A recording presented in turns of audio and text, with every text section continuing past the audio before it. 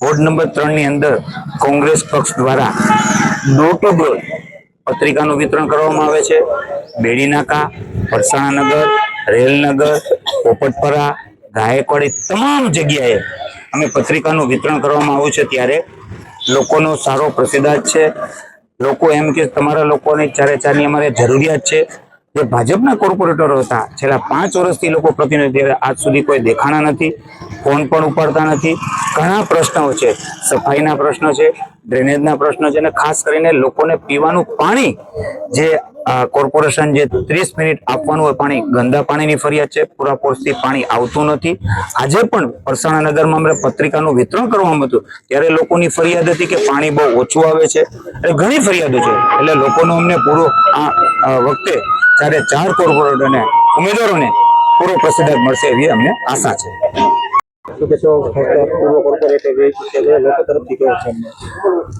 ખૂબ જ સારો પ્રતિસાદ અમને મળી રહ્યો છે। એ લોકો જ સામેથી કહે છે કે ગત 5 વર્ષે તમે લોકો નહોતા તો અમારા કોઈના ફોન પણ ઉપાડ્યા નથી ને અમારે અહીંયા કોણ કોર્પોરેટર છે એનો ચહેરો પણ અમે જોયો નથી।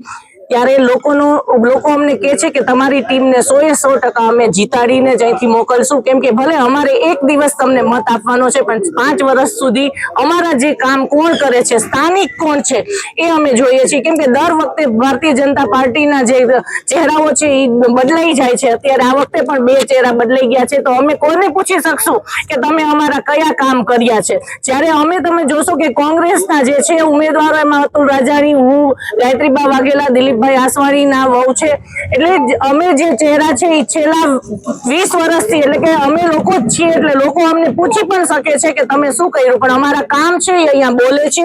હા, અમે જે રજૂઆતો કરી હતી એ જ છેલ્લા 5 વર્ષમાં થયા છે, બાકી સ્થાનિક જે લોકો છે એના કાંઈ પણ કામ થયું નથી।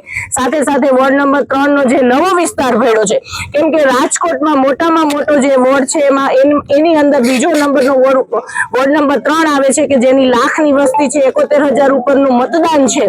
તો ત્યાં જે સામે નવો વિસ્તાર જે ભરેલો છે કે માધાપર છે કે સત્યમ શિવમ સુંદરમ 150 ફૂટના રિંગ રોડ ઉપર ગોકુળ મથુરા એપાર્ટમેન્ટથી પાછળનો જે વિસ્તાર છે, એટલે કે માધાપર, મનારપર ને એ જે વિસ્તાર ભર્યો છે એમાં પણ પાયાની જરૂરિયાત કે જે રોડ, રસ્તા, ગટર, પાણી એ પણ હજી પૂરા નથી થયા। ત્યારે લોકો પણ ત્રાહિમામ છે અને ચોક્કસ લોકો એમ કે છે કે આ વખતે તો અમે જે લોકો અમારું કામ કરે છે, જે અમારા ફોન ઉપાડે છે, જે અમારી પાસે આવે છે એવા વ્યક્તિને અમે મત આપી અને વિજય બનાવશું। કેમ કે સામેની પાર્ટીમાં જે 2 ઉમેદવારો છે એ બિલ્ડરો છે, એ લોકોના કામ કરવા માટે નહીં પણ પોતાના કામ કરવા માટે થઈ અને અહીંયા આવેલા છે। અને બીજા જે છે એમાં તમે જોશો કે એના પતિદેવો જે છે એ ખંડણીમાં જેનું નામ આવેલું છે, આવા વ્યક્તિઓને ભાજપે ટિકિટ આપી છે। અને અત્યારે લોકો પણ જાણે છે કે દરેક જે કોર્પોરેટર હોય કે પછી ડેપ્યુટી મેયર હોય કે સ્ટેન્ડિંગ ચેરમેન, બધા એક સેમાં કૌભાંડોમાં એના નામ આવેલા છે। ત્યારે રાજકોટની જનતા પણ હવે જાણી ગઈ છે કે જે કામ કરે છે એને મત આપશું, નહીં કે ભ્રષ્ટાચારી લોકો।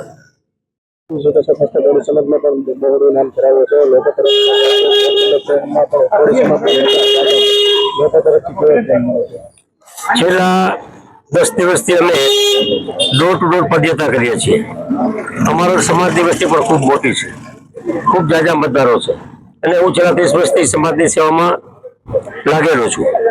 અમે આ જે 10 દિવસ ફેર્યા છે એમાં લોકોની જે ફરિયાદો મળી છે કે છેલ્લા 5 વર્ષમાં જે ભાજપમાં કોર્પોરેટર હતા એને અમે ચૂંટણી વખતે જોયા પછી અમે કોઈ દિને દર્શન કર્યા નથી। અને ખૂબ પ્રશ્નો, રોડ, રસ્તા, ગટર, પાણી, ગટરનું ખરાબ પાણી પીવામાં આવે છે, સાથે મચ્છરનો ત્રાસ, આ બધી જ સમસ્યાઓ જે લોકો અત્યારે પરેશાન છે। અને અમને વિશ્વાસ આપ્યો છે કે અમે આ વખતે કોંગ્રેસના 4 ઉમેદવાર જીતાડી અને લાવશું। અમે પણ વચન આપ્યું છે કે જો અમે જીતીને આવશું તો તમારા તમામ કામ જે પેન્ડિંગ છે એ પૂર્ણ કરવામાં તાત્કાલિક મદદ કરશું અમે તમને। સિંધી સમાજમાં કહેવાય છે ભારતીય જનતા પાર્ટીમાં સિંધી સમાજની એક પણ ટિકિટ નથી આપી, લોકોની વચમાં જશે કેવા?